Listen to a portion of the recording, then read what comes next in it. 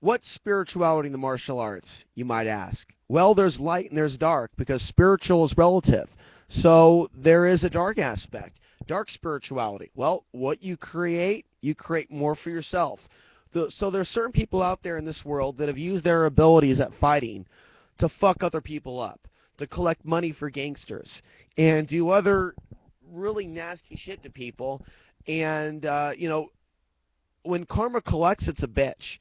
And so the dark spirituality, the spiritual essence, the demons that people attract that hurt people for a living, at some point they got to deal with that shit, whether it's in this life or another. The light spiritual aspect of the martial arts is the very fact that the Creator gave us an ability to defend ourselves and to defend others from violent attack.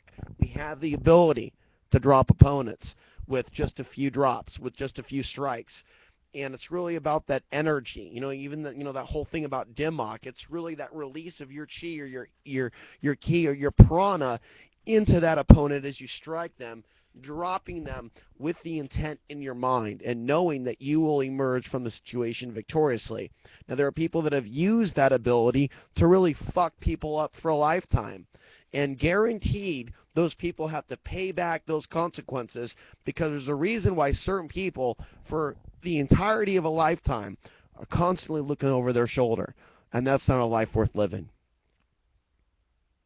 Where people have lived their lives as a mercenary, that have taken those gifts from the Creator and they have hurt other people for money, slammed them against the wall, knocked them out, caused them to throw up by hitting them so hard in the gut.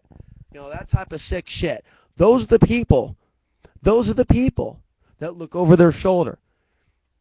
And you might notice the passion in me. I'm actually talking about someone that I actually knew at one point in my life, that I thought was my friend, that at one point was my mentor. I've seen what this dark side of the martial arts has done to some people. The light side that this person will never understand is taking that power and defending people.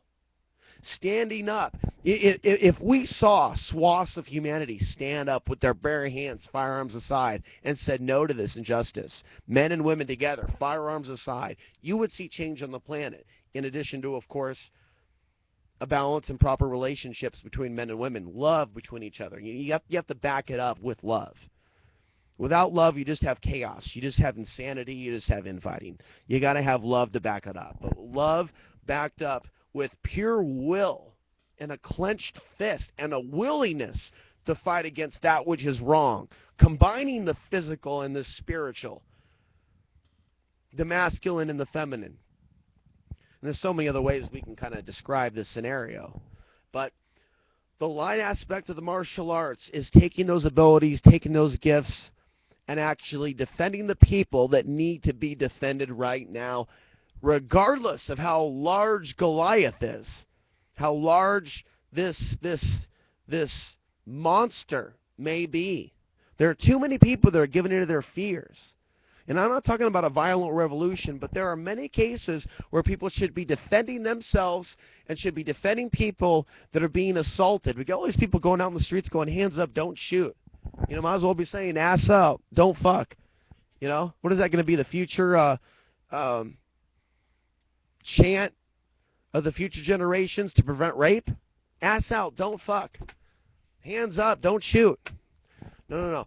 We need to be defending ourselves now with the open hand.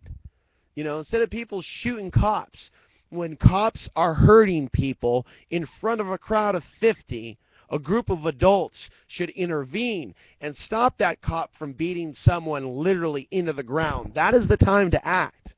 Or when you have a group of cops that are beating someone into the ground, doesn't matter whether they're white, doesn't matter whether they're black, you have a group of males and or females that are able to arrest those cops and put them in their place with their bare hands. It is possible. I don't want to start going into areas where I start to sound like I'm incriminating myself, but there are situations where police officers have acted in a violent manner where they could be stopped by other men that could choose to step in and play the hero and stop that police officer off duty or on duty from hurting someone. There's a famous video of a off-duty police officer who is basically assaulting a young Marine, a young female Marine, because she doesn't want to go home with him and fuck. Now, she may have made a mistake by talking to the wrong guy at the wrong bar, but a little too late for her. She's in handcuffs. This is a situation out of South Carolina. The officer did lose his job, but before he lost his job, before any of this whole thing went on for 15 minutes. Thank God to that cell phone video that was taken of this guy putting this woman in handcuffs, literally, and pulling her arms up behind her back. That was a situation where men could have intervened and stopped him from hurting her. We have a problem in this country with men not standing up when they should stand up. We have all this talk about race war. We have all this talk about the Second Amendment. We have situations in America right now, perhaps at the second that I'm speaking, where men and women should intervene to stop the violence. And if enough men and women stopped acting like little boys and little girls and started actually using their cameras as well as their open hand, because there's something about the martial arts and the camera that actually go together more in this day and age than ever. It's called evidence to protect your ass against false accusations that you started it, because it's always about who started it. There are some people that say, oh no, it doesn't matter who started it, you're both going to jail. It's always about who started it. And so that video camera is there to document who is doing the wrong. We are in a day and age where we can still fall back on our God-given abilities to defend ourselves and protect other people. And that should not be castrated. That should not be extinguished. That should not become extinct. The human instinct should remain alive. And I would like to see a lot more people out there. We have this whole world of YouTube.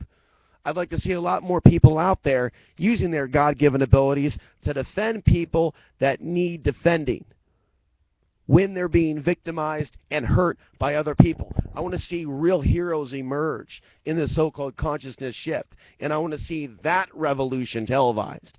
Because if you think this is just about some revolution with the government, you've got another thing coming. We need to see a revolution in consciousness where people start backing up other people that need people to help them when they're being fucked up by some animal out there in the streets. I've said enough. I've ranted enough. I hope people think about the light side of martial arts. It's lacking in the truth movement. We're seeing an increase in sedentary behavior. We're seeing people whine like victims about GMO labeling when they need to realize what planet they're on and that they're under attack. They're not going to get the labeling that they want. They need to take care of their body, and they need to know how to defend themselves outside of the box of the man-made firearm. It is our duty. It is a part being human. It is very much a part of being human. And it is very much a part of the spiritual path. When you're willing to lay down your physical health or your life for someone else when they are in danger.